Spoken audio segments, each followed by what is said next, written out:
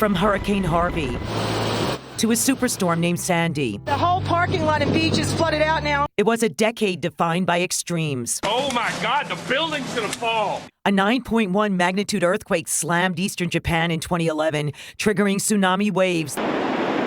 19,000 were killed.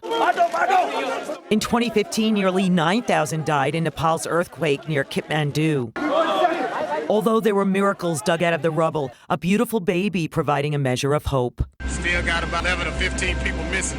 From natural disasters to environmental, the BP fire in April 2010 killed 11 workers and spilled 5 million gallons of oil into the Gulf of Mexico. They still got a pile of snow. New Yorkers get flustered by snowstorms, and for those who don't like even the mildly unexpected, what's wrong with this road? The plow it's not a road. A Christmas weekend blizzard in 2010 stunned us with 2 to 3 feet of snowfall. We did not do as good a job as we wanted to do. In August 2011, a tropical storm left 3 million of us without electricity. But Irene was really just a warm-up for what came next. Nobody alive has ever seen this. Nobody. Certainly, the tri-state had never seen a storm like Sandy. We had major debris. The ferocious winds and rushing waters swept away a mother and sons on Staten Island. In comes the water. And spawned a massive fire in Breezy Point, Queens. 7 subway tunnels flooded. Hundreds of trees toppled over onto houses and cars. Which is your house? I live all the way down there. Where were you when I called you, Kate? We need power! LIPA is the only entity that can turn on your electricity. You want us to arm up? Because you're not helping us? My neighbor got robbed at gunpoint. As of today, the United States will cease all implementation of the non-binding Paris Accord. In 2017, as international attention turned to global warming and climate change. Let's start with the front page of tomorrow's Daily News. The president ended up defending the U.S. response to Hurricane Maria, a Category 5 storm that killed more than 3,000 in Puerto Rico and nearby islands. This satellite image showing how the electric grid was wiped out overnight. The president and first lady flew to the U.S. territory, the media having a field day as Donald Trump tossed paper towels to survivors.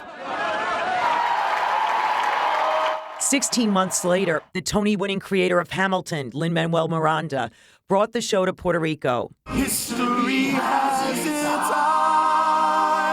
There's no question about it. This show is going to make its mark. I just love this island so much. On the medical front, the West African Ebola crisis was declared a public health emergency of international concern in 2014. We continue to accelerate our response. A promising vaccine was developed by the decade's end. Accidents caused by human error or baffling medical conditions made headlines throughout the decade.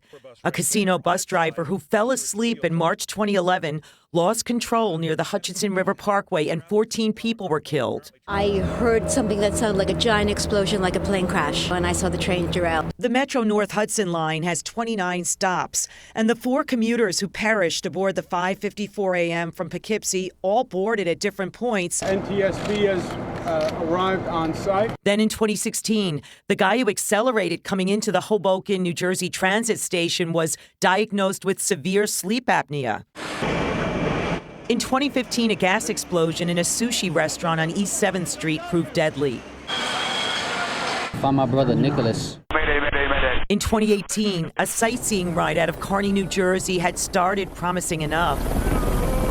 But minutes later, 5 tourists were killed when the helicopter plunged into Manhattan's East River, trapped by their safety harnesses. Wildfires decimated about 1 million acres in California, and as the decade was ending, a storm named Dorian brought devastation once again, this time in the Bahamas. A volcanic eruption on the opposite side of the world killed tourists in New Zealand. I fear there is worse news to come.